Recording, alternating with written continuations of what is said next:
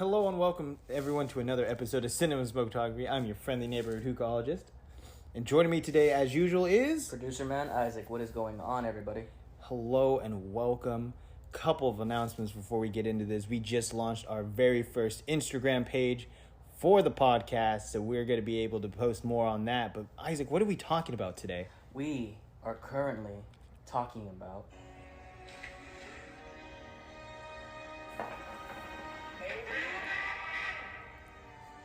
Yes! ObiWan Kenobi, the season finale.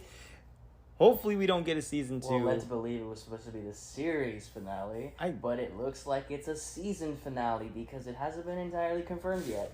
But there has been talks with Disney, with Ewan McGregor and Hayden Christensen about reprising their roles for a season 2 of Kenobi. I don't know how I feel about it just yet. I don't like it. I'm kind of okay with it because I've enjoyed this and I feel like they could, act on more of a premise on it. But honestly, I'd rather see a different perspective, like maybe Vader. We'll have a Darth Vader series. I feel like that's a lot better to do. I think that would be a better idea than adding another season to this because it ended, to me, so perfectly. It's a good way to start off to lead into 8 years from now. But doesn't mean we don't need to see what Herbert Kenobi's doing for 8 years. Yeah. What are they really going to tell? Like, we're going to get the spinoff with Reva, too, next? Yeah, what the shit? All we need to do is see the 8 years of Vader. And what the hell he's doing that leads to the Rogue One incident. Right? There's so much to be seen between that time. And honestly, I don't want to see any more Imperial stuff. I've seen it. Don't get me wrong, when I first started watching the Clone Wars, the first thing in my mind, dude, they have so much more to talk about because they have the Imperial era to talk about. Now that we're getting so much, with Rebels, with Rogue One, Endor, Kenobi, I'm kind of done seeing it. I've seen what I can, and now with Ahsoka, we're going after the original trilogy, right, which is great, and we're getting all this other stuff, so I don't think we need any more of Kenobi. Don't get me wrong, I love the show. It came out great, everything that led up to this point and this season finale was great. We see Kenobi come back in full force. We finally get hello there. And I'm not going to lie, I was way more happy to see Qui-Gon Jinn than I was the Emperor. Yeah, I'm not going to lie, me either. And I was like, oh my god, it's the Emperor. Honestly, Rise of Skywalker left a really bad taste in my mouth with the Emperor. Right. And I don't know if I'll ever truly recover from it. I mean, don't get me wrong. I like the idea that they went that Palpatine was behind it all, and he's he is the strongest Sith Lord up until that point, and he is the most clever out of all of them because the Bane Rule of Two plan to have one master, one apprentice to continue on until they were ready to complete the master plan, which is take over the galaxy with the Sith Empire. It worked. Mm-hmm. Did it work for long? Absolutely not. No, not at all. But it was a great run, but if they did in the original trilogy, let us some kind of hint that Snoke was actually a clone for Palpatine or something like that, I'd feel a little bit happier overall. But yeah. I'm tired of seeing it. It was a cop out. It was a cop out. To have J.J. Abrams to have free reign of what he wanted to do. Yeah. Don't get me wrong. I love Ian McDiarmid as the Emperor. He does a great job. But I am tired of seeing so much around him. Right, and to have Qui-Gon finally be there, I was always here, bro. You just didn't see. You're blind. You weren't ready yet. Yeah. Which is true. He really wasn't ready. Look at the beginning. He's been talking to Qui-Gon the entire time. Every episode, he talks with him. Wasn't there. And then at the end, he finally comes in, and I think it's Beggar's Canyon. And that leads up to where Obi-Wan is going to be, where he meets Luke 8 years from now. Setting it up for 8 years from now. He's not too far. He's just moving. Yeah. Which is great. It's always a great thing. And we got a lot of good, endings to a lot of stories.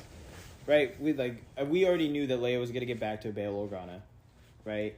And we know that Luke is going to eventually, and now knows who Ben is, because it made little sense, because Owen did not want him to be involved at all. Yeah. Which makes sense.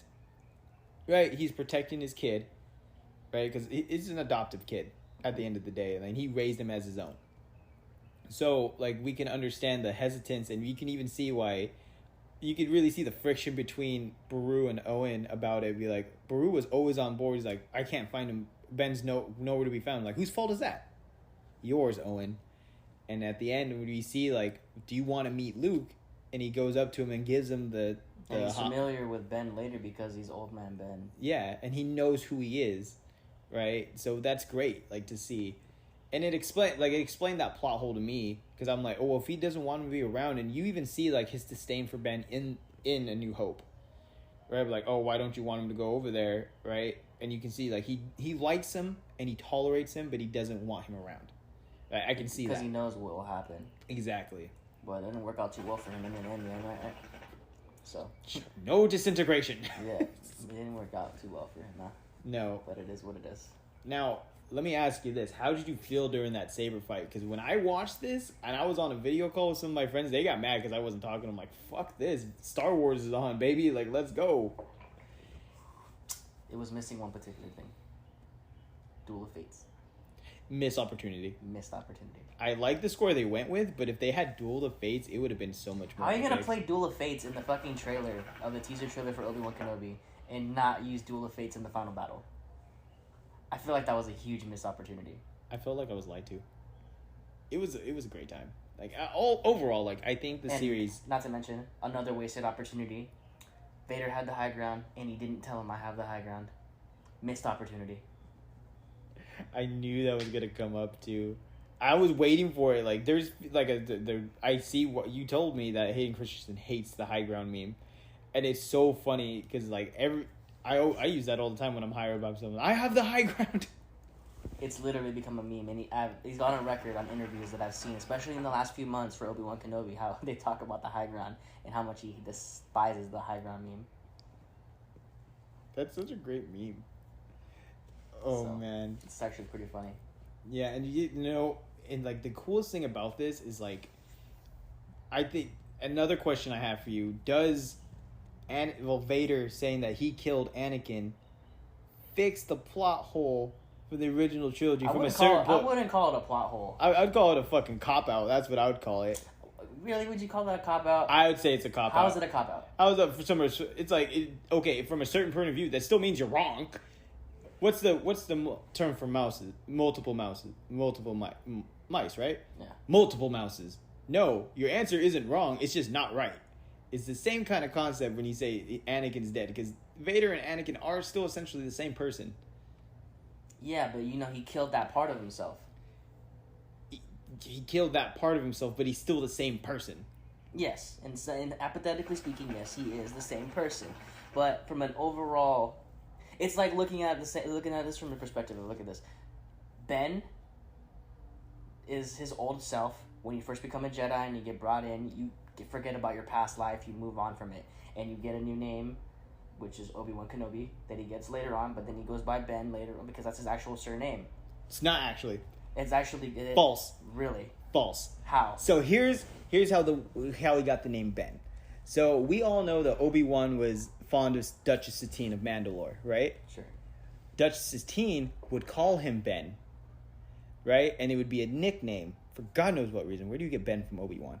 And then it became a code name whenever Anakin and him were on mission and they didn't need to use his name. I read somewhere that was very factual, saying that his actual surname is actually Ben, and that's why he chose to be Ben. I hear, like, okay, I see that, I see your point, but I have from other knowledge and other points of view where that's the name where Ben came from. Doesn't mean he forgot the name Ben. What if it's just a touching way to say how much he cares about Satine. That's what it is. It possibly is too, but like I said, you forget about your past name. So let's say if it is true and his surname is Ben, and he goes back to that, he forgot, he moved on from all that. He even said he moved on from Obi-Wan. Yeah. And became Ben Kenobi. Yeah.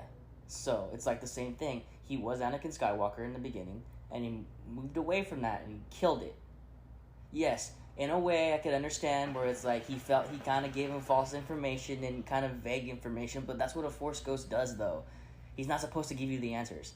That's like Jesus. That's not true, because Yoda gave Luke a correct answer. How? How? In The Last Jedi. He's like, you learn from... We don't talk about The Last Jedi. Yes, we do, because it's canon. No, it's not. Yes, it is. It's canon. Just because we don't like it doesn't mean it's not canon.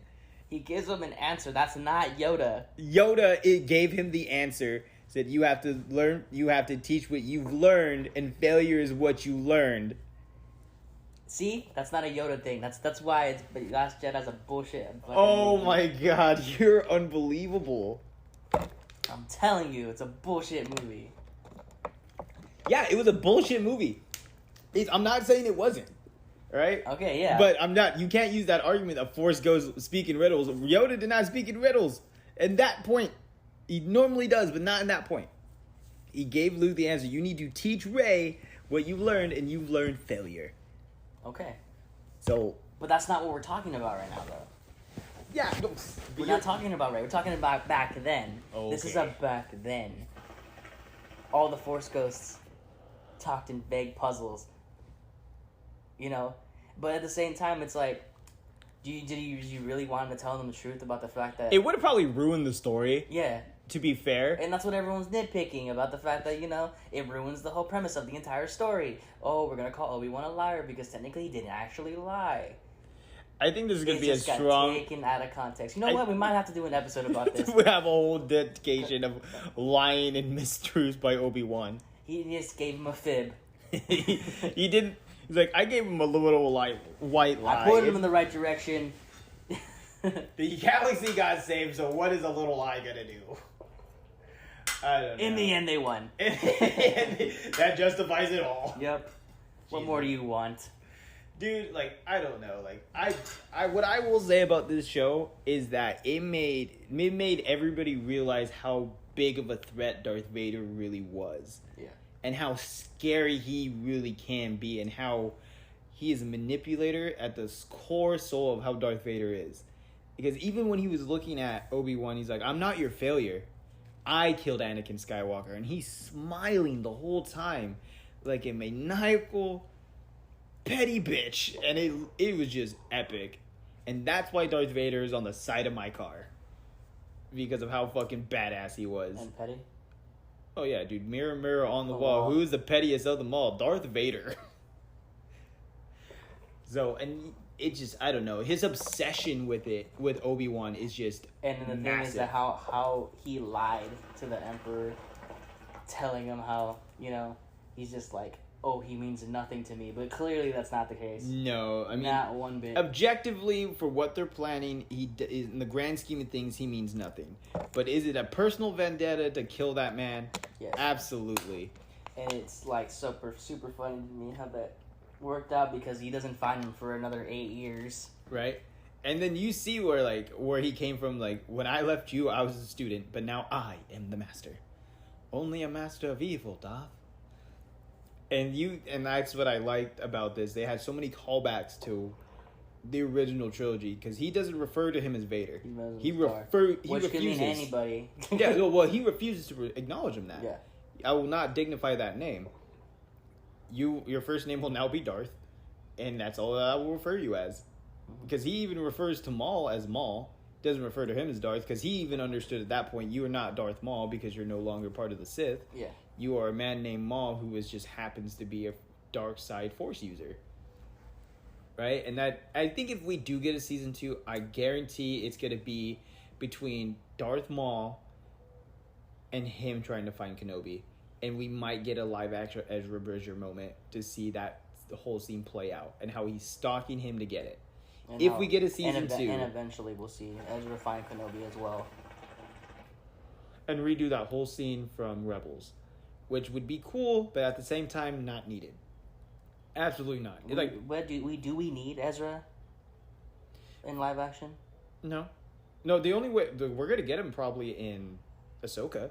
I think at the end of that first season, we're going to see them reunite. And I think Sabine Wren's going to be in that, too.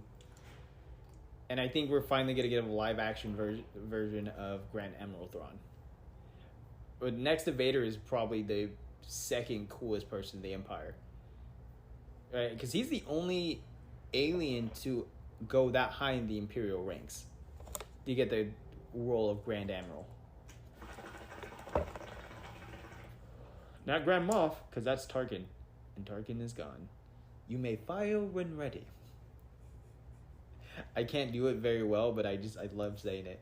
Tarkin. And that's another thing, like, I was actually kind of, like, wondering if they were going to have like him de-age, like if we got an end credit scene, like him de-age and then mark that same moment where he goes up to Luke.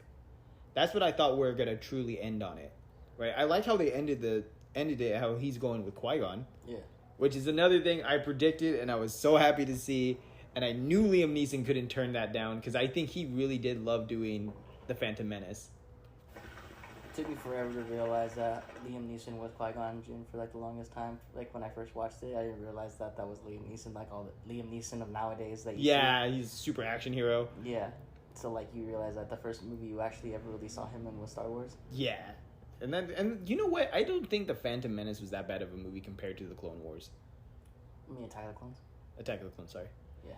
Like when you look at it, I get them confused too. Yeah, I think it's because we talk about the Clone Wars a lot more than we do anything else. Because there's the Clone Wars movie that happens later that's a little bit more in depth, but you know. Yeah, well, the Clone Wars movie was just fun fact. Like they made it and the way how it chopped up and separated, it was supposed to be the launch point of the show.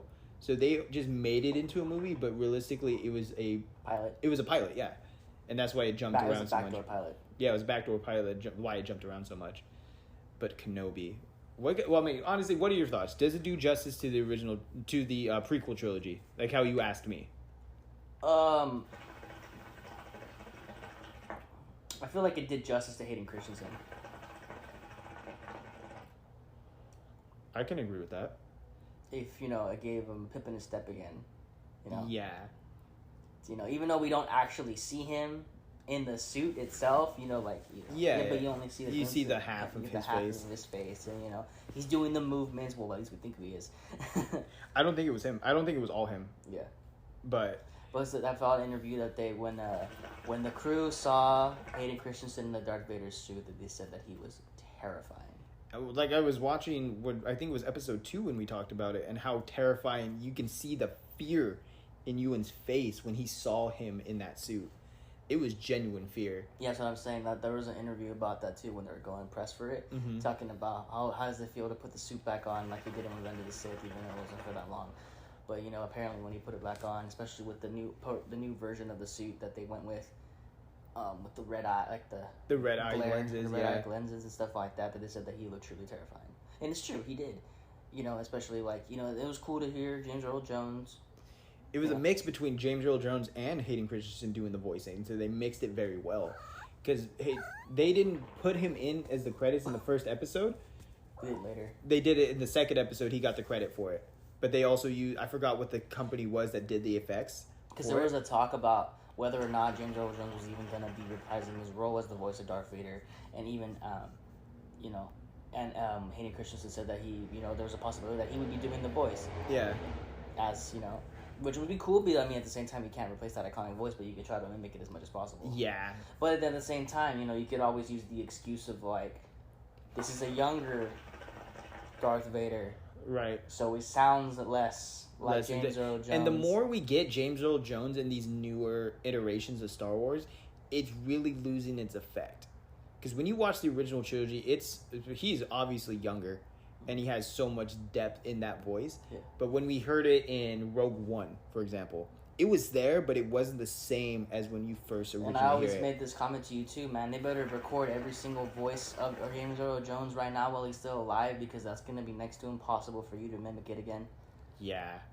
I agree. It's such a crazy thing, because, to see it again, and I was so stoked. Every moment that we got Hayden Christensen, and I agree, it was justice to him. And this is what it is with him, because what the problem with the prequels is that George Lucas is a great visionary, but when he wrote the scripts, they didn't mesh very well. And when somebody else is at the helm writing the scripts, the movies came out so much better, right? Because he only directed the first Star Wars and then the prequels. Everyone else did everything else. So I think it's great that George is very hands-on with the shows now, especially with The Mandalorian, and I think he had a really heavy hand in Kenobi too. But I think it's crazy to say, I think Dave Filoni's a bigger Star Wars fan than me or you. Yeah, that or Jon Favreau too. Like, they do a fantastic job of understanding the fandom and what we want to see. And yeah, actually, you don't believe it or not, I really want to see how big of a fan he really is when he does his series with his Taika Waititi. Right? That's going to be real interesting to see too. Because he has a specific humor of how he does things. Right. So I'm super curious if he's going to be having that form of, like, space adventure like you would, like, a Guardians of the Galaxy or Thor Ragnarok type of style. You know what, like, I think would be really cool if he did the set one of the episodes for if they do a season 2 of Visions, right? Because Visions was very anime heavy, and they had so many different directors for each episode, and it came off as super great. So I think wonder if they did something like that for Taika Waititi, I think it would be great too. You know, so to me, like, to see all this, like, it's a great time to be a Star Wars fan. It's the worst and best time to be a Star Wars fan because you're either going to love it or you're going to hate it. And I think, like, because let's face it, every generation has their, and I've talked to multiple, especially now with everybody talking to me with my car, and, like, when I see certain people, like, today I had a whole ass conversation. I've had some guy went when he was 5 years old to go see the original movies and how much he loved them. Right, and how we talk about the prequel series because that's what we grew up on and how much we love them, and how we have a mixed feeling towards the newer trilogy, right? Which, let's face it, when we were kids, the original fan series had against the prequels. Yeah. So you see every generation and, like, how they interact with Star Wars fans now. Yeah. Right, and we're just getting these new kids who are loving these movies and these shows. And then what we're going to see in the next generation coming too. So I think, like, for younger generations who are just getting into Star Wars, these are great. Because you're getting a lot of tie-ins to stuff that makes them want to watch the originals more. Like, why is Obi-Wan like this, right? So they watch, you know, the prequels. Then they watch the original trilogy. Then they watch the sequel trilogy. And so on and so forth. And there's just so much material. Even the Solo movie, as much as we don't like it, and how we still think it's a great heist movie in space, but not a good Star Wars movie. Not a good Han Solo movie. No, like, I think they just, like, well, Star Wars and yes, it's Solo. Yeah, that's what that's where it failed because they attached Star Wars to it. Yeah. If you took out Solo and Star Wars aspects, it's a great movie, right? So that's what I'm saying. It ruined the chance of ever having a Darth Maul story and a Boba Fett story. So that's why they made the. I think the Boba Fett story initially ended up becoming the Mandalorian. Yeah. I think that's what ended up happening with that one. But my point being that with younger kids who, like, some little kids are gonna love Solo, even though we don't, and it's gonna make them want. It's not our favorite. No. Do we like it? Yeah, we like it. It's not our favorite movie, but it's there. Right, and it's gonna get those kids to want to know more about the original trilogy and want to see how he grows up, and you can see how he's molding himself into that whole thing to become Han Solo. Yeah. So that's what I think, like, personally. So, like, and this is another one of those things, like, we love. Oh, we got about 8 minutes. Yeah, we love the show Kenobi because of what we grew up and what we saw, because we have Hayden Christensen, Ewan McGregor reprising their roles because we grew up with them. Right, and to see that story, like, play out and understand why in A New Hope they have their views of what they look at. Like, you're a master of evil, and I was a student, now I'm a master, and you can see. And what I will give Hayden Christensen credit for, especially, at how he's very good at mimicking Darth Vader's movements, because Darth Vader had a very clunky movement in the original trilogy, and he was very aggressive. Right, and you can see in his saber swings, he didn't do his original style that he was taught in. I think it was Sorsu was Obi-Wan, and then what was the other one we were just talking about? 1 second. Ataru. There we go. Ataru. Yeah. Ataru, and that was Anakin style, right? And then when Obi-Wan switched between the two of them to get him to kind of click, like, that's my old friend I'm fighting against. Yeah, and I was reading something online about how some people weren't a fan of the fact that he was switching between the two. Uh-huh. But I think, like, for what he was going with, like, he had to use that style because Ataru is a more aggressive style than Sorsu. Sorsu is mainly, like, good at defense and not much in attacking, where Ataru is focused more on attacks than anything else. There's a bunch of different fighting styles. There's 7. And I love the whole iteration of switching from different fighting styles that he was going with in order to antagonize him. Yeah. And could we talk about that second half of the fight where Obi-Wan is now classified as one of the strongest Jedis, and why we see he's classified one of the strongest Jedis? Because Jesus Christ, like he even got defeated by his own attack, the high ground, and he came up and started whooping Vader's ass, and how like he got him completely by surprise, and how he lifted like Jesus lifting rocks and tossing them all. What's more powerful, the high ground or ground high? God, I hate you. But that saber duel itself, like at the end of the show, like when I first watched it, I was in tears. Like that was just such a beautiful ending. And when I saw Qui-Gon pop up, I was just like, he's there. And it was just like great to see. And I'm kind of sad. Like I'm kind of sad that we didn't get more of that scene. But at the same time, it's how Qui-Gon is. Like, honestly, I think they probably recorded that, he probably recorded that in his fucking, like, living room or something, and they just sent him the footage, and they just put a Force Ghost. Yeah, like, but that was just, like, we seen how Qui-Gon is. He's one with the Force. He's very, very nonchalant, right? I would say he's a casual Jedi out of everyone, right? He's very serious and takes his beliefs very seriously, but he's very to the point. Yeah. I'm not going to follow you. You're going to follow my point of view. And how he was even talking with Obi-Wan. Was there this opportunity to have Mace Windu? No. Absolutely not. I don't think Mace Windu would have fit in the story very well.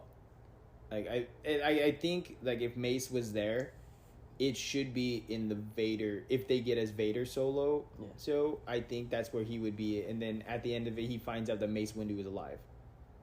And Samuel L. Jackson would be happy to reprise his role as Mace Windu.